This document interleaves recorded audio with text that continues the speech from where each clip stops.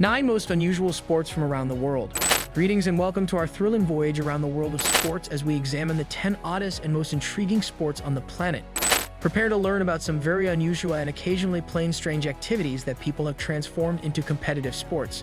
Remember to like and give us a thumbs up so we can continue regularly uploading videos. Number 9. Quidditch. The Keele Squirrels faced the Radcliffe Chimeras in the Crumpet Cup Quidditch competition on Clapham Common on February 18, 2017 in London, England. Quidditch is the imaginary game that Hogwarts students play in J.K. Rowling's Harry Potter books.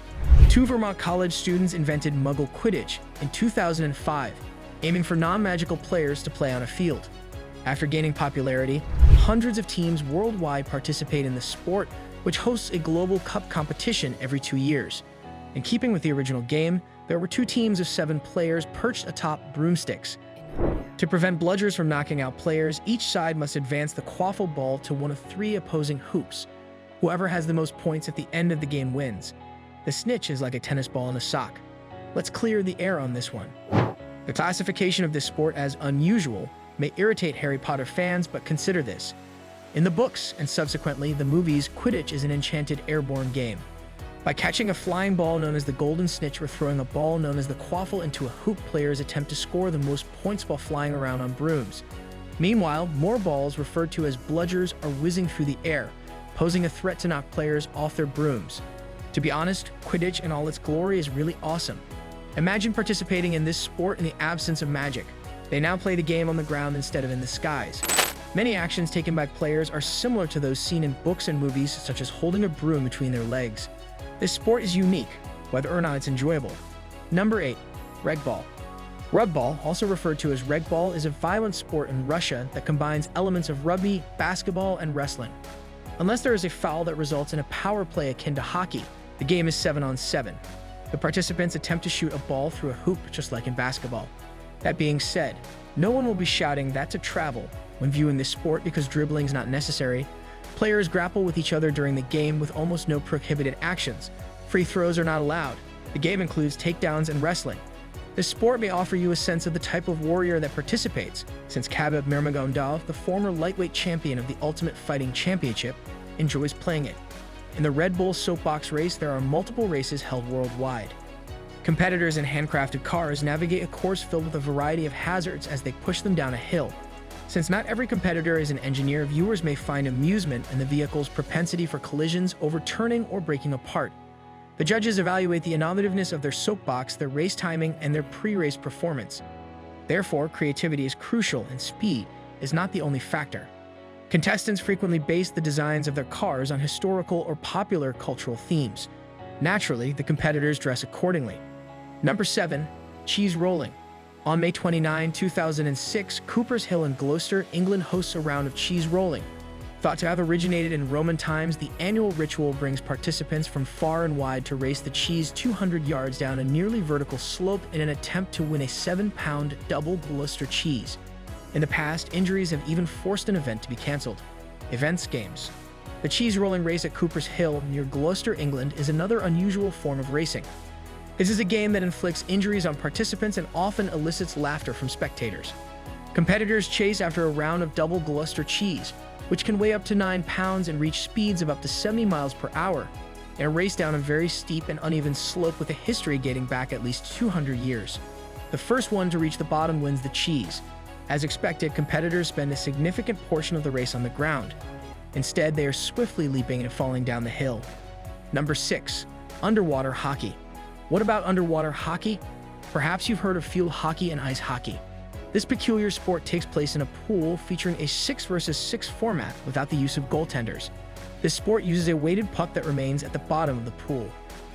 Since this is the hockey variant, players push the puck in the direction of the goal using a little one-handed stick.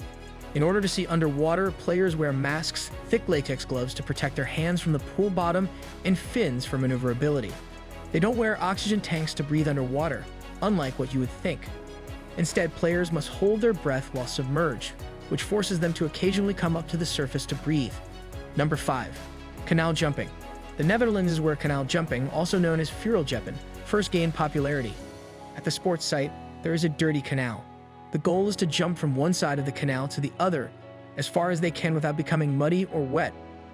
Applying weight causes a pole with a flat, rounded bottom to swing in the canal. Usually, the pole is 12.5 meters long. Competitors receive a running start before leaping onto the pole. The pole swings towards the opposite bank of the canal. Number 4. Ear pull. The traditional Inuit game of ear pulling is all about withstanding pain. With their legs together, competitors face one another. Next, each contestant loops a 2-foot-long string around their ear, either from left to right or left to right. Next, as the game's name suggests, the competitors pull. They tug until the string falls loose from the contestant's ear, and they both give up due to pain. Ear damage and frequent bleeding are common consequences of ear pulls. Although your mileage may vary, ear pull is considered a game that some people would find unpleasant to play. Number 3. Death diving. Death diving, or dodging, is a Norwegian diving sport that results in very painful belly flops and individuals landing on their backs. Though it's not for the timid, this sport is pure entertainment. In death diving, competitors leap from a board at a height of roughly 10 meters, try to maintain a stance as long as they can, and then tuck into the water. When doing various flips and other stunts, people often get inventive. Number 2. Bossa ball. Bossa ball is a unique sport that mixes gymnastics, capoeira, football, soccer, and volleyball. Players play the sport on an inflatable court with a net in the middle. Each side of the net has a tiny trampoline. To get the ball over the net, teams have 5 touches. Teams can score in various scoring zones, and if they score on the opponent's trampoline, they receive additional points. Additionally, there are 2 styles of ball play: football style and volleyball style. You can play it either football style using any other body part or volleyball style using your hands. A double touch counts as 1 touch for players who control or score the ball in a football style manner. Football style scoring also yields higher points. Due to the emphasis on football technique, players frequently attempt acrobatic maneuvers like overhead and scorpion kicks. This sport heavily incorporates music, making for an enjoyable atmosphere while playing. Number 1. Botashi. Botashi, a Japanese sport, bears certain similarities to capture the flag. The general translation of the game's objective, bring pole down, is botashi. These are generic standards. Specific rules apply to particular schools and institutions. Each team has 75 attackers and 75 defenders, so this game is generally 150 versus 150, which makes it very tense. Around a tall vertical wooden pole, the defenders create a formation. I appreciate you looking. Remember to subscribe and like our YouTube channel.